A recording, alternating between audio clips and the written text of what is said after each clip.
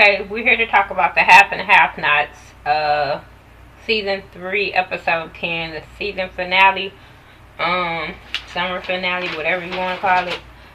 It starts off with Jim and Celine. They're arguing about their son, and he basically want to know, like, how did he know who I was? What do he want?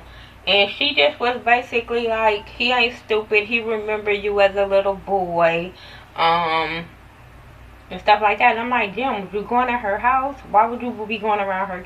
I don't get it. Whatever. Was you going around a little boy and then all of a sudden you just disappeared out of his life? Like, you think you wasn't gonna remember? But can we not just have this boy in one out of, no, this season he was in like 3 episodes. Last season he was in 1 episode. I'm like, would y'all hurry up and get on with this damn story? But anyway, they arguing or whatever about the son, and Celine just like, motherfucker, I know all your business. Don't come at me. Don't push me. Especially when it come to my son. He don't want none of your damn money. He just wants you to be his damn daddy. He looking like bullshit. Ain't gonna happen. Not, whatever. She leave out the room. Hannah and Candace is at the house, and Benny I think in the bathroom, and basically Hannah is basically telling Candace that she don't believe that the baby is dead. She believed that Quincy used her to get the $50,000, and that she was like, he used her to get the $50,000. So she like, okay, well, where my son at? And she was like, I don't know, but I'm gonna find him. And I think she asked her how, and then she started naming the damn not damn. She started naming the books of the Bible, talking about that. I guess that's how they gonna start. But I'm like, girl, you should have been looking for him a long time ago if that's the damn case. You've been so busy every week. Candace, where's your baby? Where's your baby? You should have been looking for him. But what do y'all think? What do y'all think happened to the baby? I don't think he killed the baby. I don't. I do think that he probably sold the baby, or Candace is lying. But Candace said she talked to the police or whatever about that. But I'm like, okay, why nobody asked her, well, what happened with the police? Because she said he went to jail for some other charges. But I'm like, okay, did you ever follow up about your son, where your son, the body of your son? Like, come on now. Anyway, moving on from that. David and Maggie is in the office or whatever, talking about the campaign announcement or whatever. And she asking him, would your wife be there? Jim comes in and tell her to fire Carlos. And they like, why? He like, it doesn't matter, fire him. I'm like, are you trying to bring more heat to yourself, Jim? Just let the boy work there. You scared he gonna tell everybody? What do you think he's gonna do if you fire him? That was dumb. You should keep that boy on just like you keeping his mama on so they don't tell. But dumbass people. Veronica walks in. She was giving Maggie these cold looks like, bitch, if you even move, breathe wrong, I'm pop you. But she, you know her, she just throws shade or whatever at Maggie. Maggie has, she knows what she doing to get back at Veronica too, because when she asked to speak to him alone, David alone, Maggie gave David a tie, talking about, here's your tie. I was like, you trying to get hit. You trying to get hit. But you know classy ass Veronica ain't gonna do nothing in public.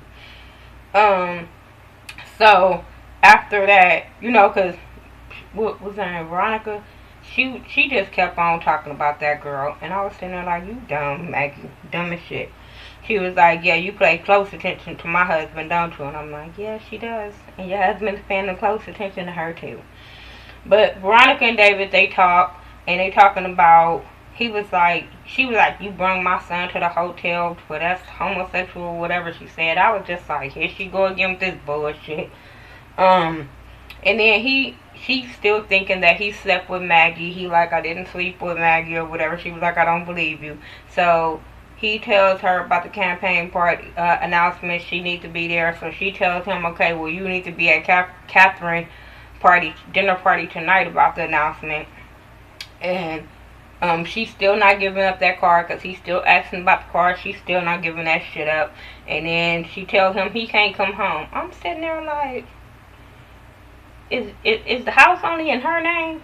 I don't get it. Cause I'm sorry, you can't. We just gonna be two mad motherfuckers in the same house. Cause I ain't getting out. Veronica. Okay, everybody start meeting up at Catherine's dinner or whatever. Jeffrey comes in with old girl, and I'm sitting there like, bitch, I thought you was mad at him from him hanging with cause you thought Candace was this girl. Did he call you and smooth that out with you, or you just so wanting to be good with his mama that you allowing this boy to do this to you? Whatever. Was the dick that good? I don't know. But why did it even come down and when they start, everybody was looking like when they start saying that was his date. Wyatt looking like what the fuck. David comes in like what the fuck. I'm sitting there like, little girl, you should feel out of place. David calls, asks to speak to Jeffrey outside. Veronica gonna try to go with him. He was like, I said speak to him outside. She was like, you can say whatever you. He was like, no, I want to talk to my son alone. So he goes outside and basically tells him like, you don't have to do this. You're gonna ruin that girl's life that she don't even know you gay and you got leading her on or whatever. And Jeffrey's so scared of his damn mama that he's gonna willing to go through this. Don't give a fuck. And David is like, no, bullshit. We gonna end this shit. So he calls Veronica outside. And Veronica's still basically like, he's gonna do this. Fuck what you talking about. I ain't giving up that damn car, so stop fucking asking me. He was just telling his son, you don't have to do this to be unhappy. And when he was talking or whatever, it hit home to Veronica because Veronica was like, are you making this in reference to me? Yeah. He's miserable being with you, bitch, but he loves you so much he just willing to just overlook that shit. After all of that, what goes on after that? Because I wrote notes. Because this shit be long and I be all up into it and about to have a heart attack on it. So, then, Amanda comes down and she waiting on her boyfriend. She's so happy she got a boyfriend. So, Quincy comes or whatever and everybody looking at Quincy like he motherfucking crazy. Catherine introduced him to everybody because she was like, because Amanda was just like, this is Quincy. I know Veronica wanted to shit on herself when he walked in that damn house. But she introduced him to everybody. Quincy like, are you that judge? So he was like, yeah, I'm that judge. And this is Judge Whoop Whoop. And this is Lawyer Whoop Whoop. And Veronica was like, watch your tone, boy. And I'm like, you better shut up before he tells everybody, bitch, he knows you. Why you over there trying to talk smart? Shut that shit up. So then, he was like, what's, Jim was asking him his name or whatever. No, Amanda said that was her boyfriend and she hopes to marry him. I'm like, girl. She tells everybody how she met him and all this kind of stuff. So he was like, what's your name? Quentin, what? He was like, Quincy, bitch. So he was like, okay, Quincy, bitch. Can I talk to you in my office real quick? So they go in the office or whatever. And Quincy just immediately just goes in because he was like, oh, you hitting my girl? He was like, what? He was like, you know, having sex with her, woo woo. So he was like, oh, so Candace sent you over here, woo woo woo. Next thing you know, Jim tried to push. No, he was like, where's Candace? Because last thing I heard that she was with you and now she can't be found. So then I'm like, wait a minute, so are you trying to protect her? Do you want to get back at her for something? Something ain't right. But Jim tried to push Quincy. Quincy ass put that nigga in a chokehold all the way to the ground, then beat the shit out of Jim. David and them tried to hurry up because that shit didn't look like they was moving fast enough. But they broke in the door and broke them up or whatever. And Quincy goes outside. Amanda follows him. And everybody follows to go outside. And Quincy basically tells Amanda that Jim and Candace been sleeping together. So then she started putting two and two together. Quincy leaves and she confronts her dad about sleeping with Candace. He like, she is a lie, he's a con, he did this, he that. I'm sitting there like, no, motherfucker, you're busted. Your daughter is not, she crazy, but she ain't that goddamn crazy. She put two and two together. She snaps in and out of her motherfucking craziness. I don't know. So then after that, David goes to the hotel to talk to Maggie. They getting drunk or whatever. She's asking him how is he happy in his relationship, and he's like, I love my wife. She like, that ain't what I asked you. Then he had to say, oh yeah, I'm happy, but you could tell. She was like, you're lying. I could tell by body language you're lying. All this kind of stuff. She was like, did you come in here to sleep with me? And he was like, no. All this kind of stuff. And then she asked him, was he jealous of Jim? He was like, no, I'm comfortable in my skin. I'm comfortable in my accomplishments. She was like, okay, you're telling the truth. So they just basically kind of flirting with each other. She was like, you know, you want me, all this bullshit. Then you have Catherine and Jim in the bed. She like, why you in my goddamn bed? So he like, if you didn't snore so much, I'll sleep in here all the time, yada, yada, yada. Then his phone goes off, and she was like, tell your whore, stop calling this late. He goes out the room, goes outside, and then about 20 dudes come up to this motherfucker and put him in the trunk of a car.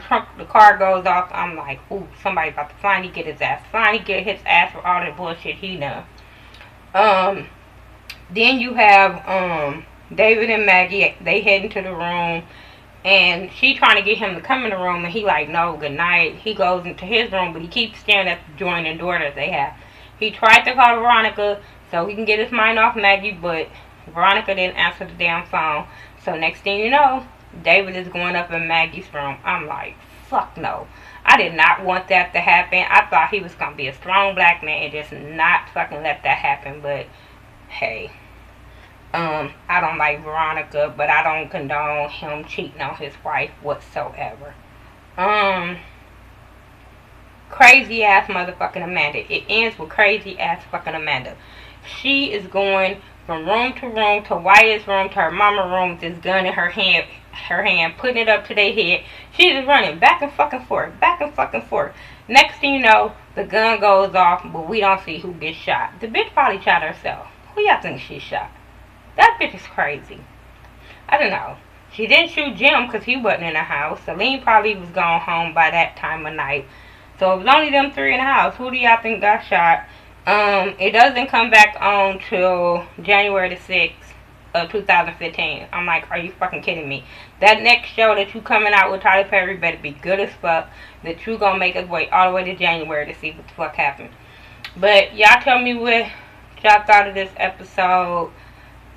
It wasn't the season finale that I was expecting. I thought it was gonna be way better than this.